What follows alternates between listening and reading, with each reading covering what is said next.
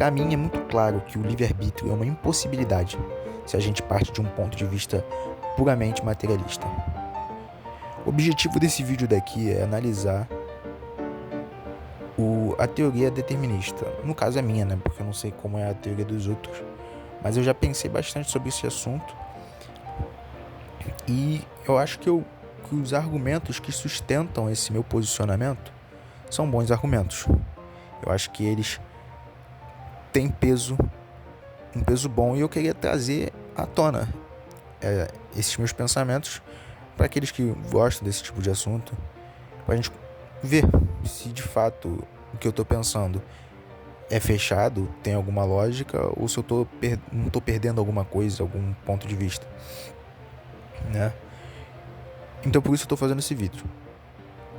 O objetivo principal inicialmente aqui não é provar o determinismo, mas demonstrar que internamente esse ponto de vista é fechado, ele funciona. E se isso for verdade, se for verdade que o determinismo ele é fechado, ele funciona, isso já coloca ele, pelo menos como teoria, superior à teoria do livre-arbítrio. Porque o livre-arbítrio ele é uma teoria mais complexa do que a teoria do determinismo. O livre-arbítrio ele cria mundos diferentes, né? Então a gente tem um mundo determinado, que é onde as leis da física funcionam, a matéria obedece leis onde ela está totalmente predestinada, e a gente tem um outro mundo onde as leis físicas deixam de funcionar, e agora os átomos já não obedecem às leis que eles sempre obedeceram.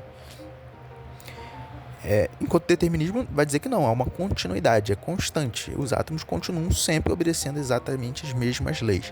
Então, se a gente for olhar na valha de Ockham, né, ela vai favorecer a teoria determinista. Mas para uma teoria estar correta, não basta apenas dizer se ela é mais simples que outra ou não. A gente tem que comparar essa teoria com a realidade, com o que a gente vê no mundo real. Porque se fosse assim, a pessoa que acredita que nada existe estaria mais perto da verdade, teoricamente, porque é muito mais simples nada existir do que existirem coisas que se comunicam entre si. Então, é sobre isso que eu vou dissertar aqui nesse vídeo. Eu tenho um textinho aqui que eu vou sair lendo ele, então vai ficar meio mecânico às vezes, mas é só porque isso deixa as ideias mais organizadas. Se a gente sair falando, a gente se perde, a gente não sabe direito se vai para direita, se vai para esquerda. Então, vou ler o texto aqui. Sempre tem essa respiradinha no final, né? A gente vai falando, e quando a gente termina, a gente sempre manda assim. Foda.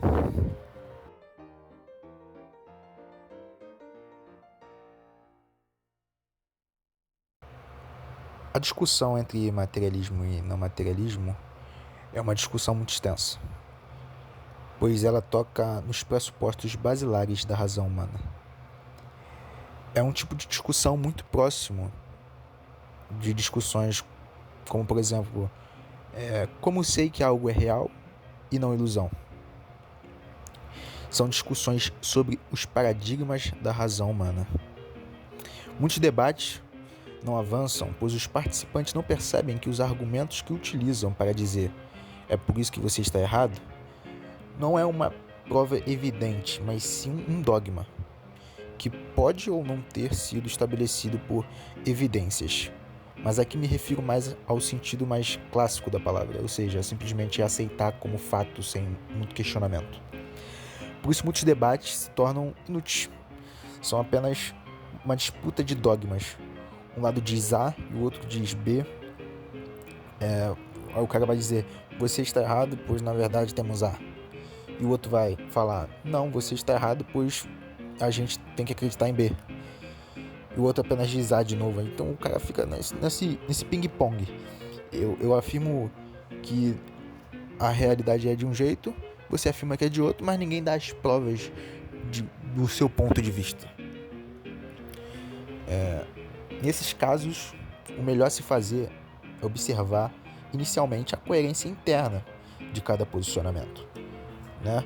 Então, primeiro, antes da gente tentar rebater o outro ponto de vista, só lançando o nosso, vamos analisar e ver se ambos os pontos de vista têm coerência interna.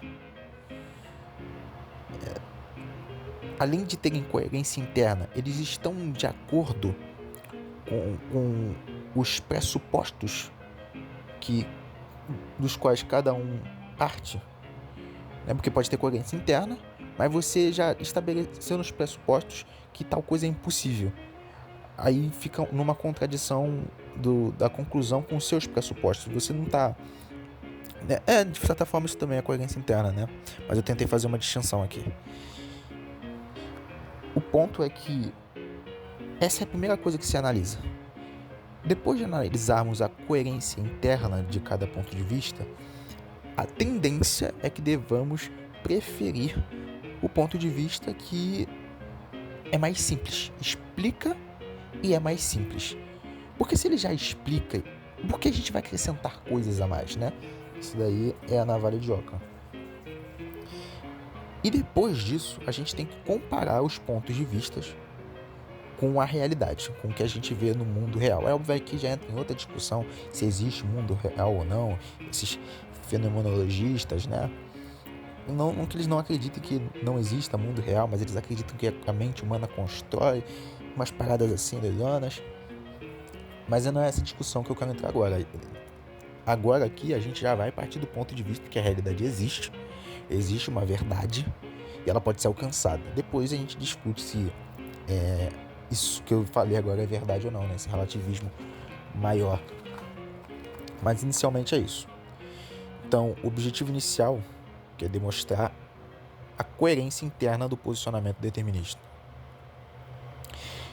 Isso tornará a discussão entre determinismo e livre-arbítrio uma discussão sobre pressupostos. Né? Então, porque se o livre-arbítrio tem coerência interna e o determinismo tem coerência interna, a discussão se torna: devemos partir dos pressupostos que favorecem o determinismo ou devemos partir dos pressupostos que favorecem o livre-arbítrio? Eu acho que os pressupostos do determinismo são pressupostos materialistas, enquanto do livre-arbítrio são pressupostos não materialistas. Mas essa daí é uma discussão para outro vídeo. Aqui vai ser só analisando o determinismo internamente.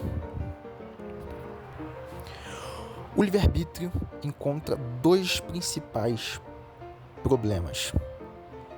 Primeiro é que quando comparado com a realidade, a gente não encontra pista alguma dele. Não existe nenhuma pista de que o livre-arbítrio existe. Óbvio, quem acredita no livre-arbítrio vai pensar diferente.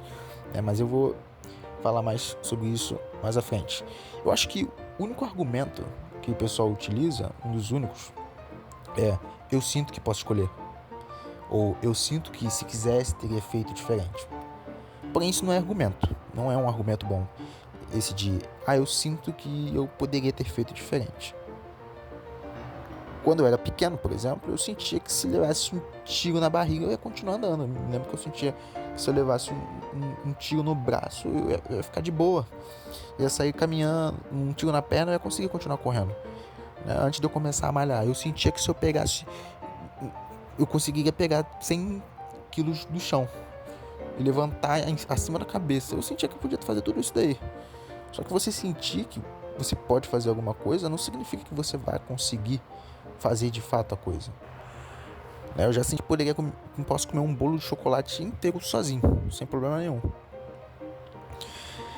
Mas sentir não prova nada. Além do mais, além disso tudo, eu também, quando analiso as minhas experiências, eu sinto que eu não poderia ter feito nada diferente. Eu sinto que tudo que eu fiz no passado, eu fiz porque eu estava determinado a fazer. Isso é o que eu sinto. Eu sinto que tudo que eu estou fazendo são coisas, consequências causais, né? Então uma coisa acarreta na outra. Isso é o que eu sinto, pelo menos.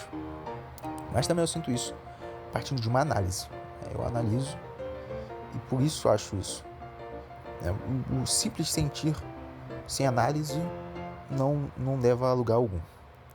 O segundo problema do livre-arbítrio é que, quando comparado ao determinismo, ele é um posicionamento mais complexo. Isso daí eu já falei anteriormente. Então, sendo ele mais complexo, acrescentando dimensões a mais, não vejo motivo para a gente preferir ele em detrimento do determinismo. sendo que o determinismo já explica tudo. Não há necessidade de acrescentar algo. Não que você não possa, se você quiser, você pode.